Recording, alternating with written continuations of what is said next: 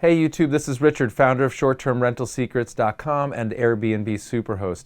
On this week's video, I want to share a little story with you that just happened to me last week. And in a nutshell, look, we hold ourselves to such high professional standards and our hospitality is in our blood and we want everybody to come and have a great time when they stay with us and give us a great review, right? Well, when you hold yourself to that standard, just realize you can't take it personally when somebody is a little bit underwhelmed or disappointed or even just not happy at all. It's going to happen. There's some people on this planet that you just can't please no matter what.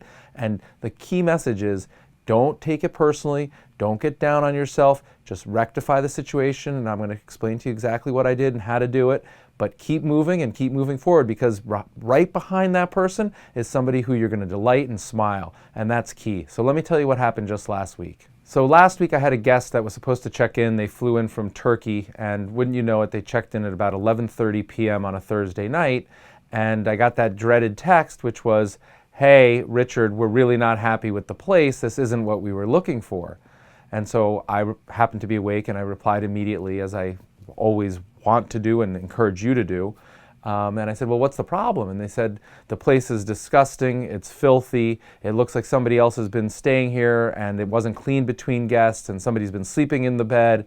And I scratched my head and said, you know, that's impossible. The same cleaning team that's been cleaning for me personally for a decade plus and cleaning my Airbnb for years was there just that day, and so unless something really crazy happened that I was unaware of, it just sounded implausible, like it's just not possible.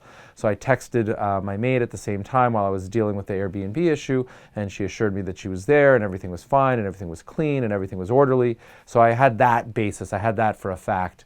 And I just went back and forth with my guest from Turkey, and here were her complaints. The bed was crinkly, is what she called it. She said they found hairs in the bed, and you know the TV didn't work, and just on and on. And I said, okay, well let's slow down. The bed was crinkly. Can you send me a photo? She sent me a photo, and I'll share it with you.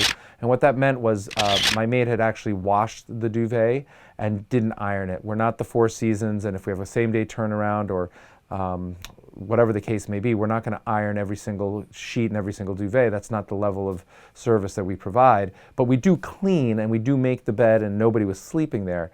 And she didn't send me any photo of any hairs in the bed, so I don't know if that existed or not. But in my own mind, I'm thinking, well, gee, you know, even at the Four Seasons, a cleaning lady could have a hair that fell out, but there's no way there was somebody stay there, the bed wasn't made and it wasn't, you know, clean. That's just not right.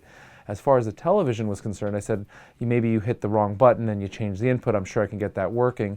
But no matter what I said, and no matter what I explained to her, she just wasn't happy. And so she said, listen, we're not going to be staying here. We're going to move out in the morning and we want our money back. And I have a strict policy, which means that unless she gave me 7 days notice, I have the legal right to keep all the money. But at the end of the day, I don't really want to be, you know, that kind of guy or keep the money if they're really not happy. I want them to enjoy their time and their vacation and feel good about Airbnb and feel good about me. And while I'm doing this for profit money, you know, she was saying to give her back the 2 nights that she was leaving and I would pay the 1 night. And I thought, we'll figure this all out. Let me speak to Airbnb. And I also wanted to go physically look at the place the next morning. So I said, let's pick this up the next day. She continued to text me and say, we're really not comfortable here. We're leaving tonight. We want all of our money back. And you know, please confirm that you're going to give us all of our money back because we're leaving right now. And this was well after midnight, so this is now Friday morning, and I blocked the space for the 3 days, and there's no chance I'm going to rent the place, and just seemed very, very abnormal, and I just couldn't understand it. So fast forward to the next day, I went over to the place, and sure enough, there was a very clean bed. The bed was made. The photos that I'm going to share with you are actually the photos that the guest sent to me. So she's the one who was like highlighting all of the problems. And I'm the first to admit that the duvet could have been ironed and looked much more orderly, and you might see that in a Four Seasons or a 5-star hotel. But again, that's not the level of service that we do where every single check-in and check-out we wash the duvet and iron everything. But it was perfectly clean, and you'll even see throw pillows on the bed, and everything looked orderly. And sure enough, the television was on the wrong input, so I fixed that. So you know, in my mind, it was kind of like, gee, I don't understand what they're so upset about. Maybe they thought there was an extra bedroom, or maybe they thought there was an extra bathroom, or maybe they read the description wrong, and instead of admitting it, they were just going to lash out on me and try and make it seem like, you know, the place was not ready for guests and it was just an awful experience.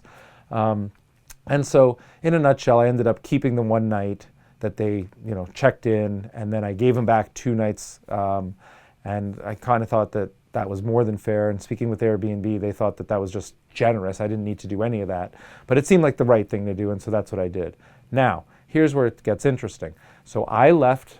I did nothing more with that property, except as I was walking out, I saw one light was out in a room that was rarely used, and so I changed one light bulb.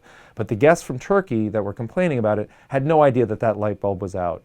Now, the very next guest who checked in, I think in 48 hours after, again, there was nobody there, there was no cleaning team, we did nothing different. They checked in, this was a family of 4 from England, and the very first text I got from them was, "We love the flat, the place is amazing."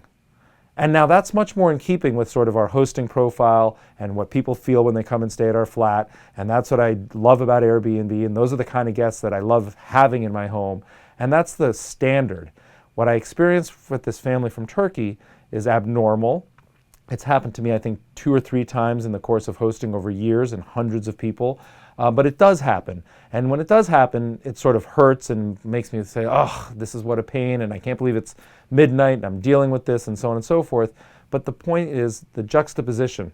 That was one guest. The very next guest, a pleasure, a delight, super friendly, super appreciative. They love the flat. The place is awesome. Couldn't be happier.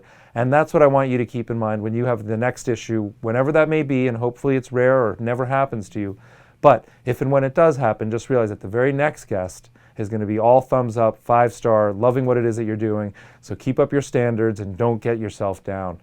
So look, I think this is an important message just in keeping everybody's spirits and your head in the game. It happens to all of us, but I thought you'd benefit from my personal experience, and I wanted to share this video with you. If you found this helpful, go ahead and like the video and go ahead and subscribe to the channel. We really appreciate your time and your interest and love creating valuable bits of information, tips, hacks, secrets to put more money in your pocket. Thanks so very much, and we'll see you next week.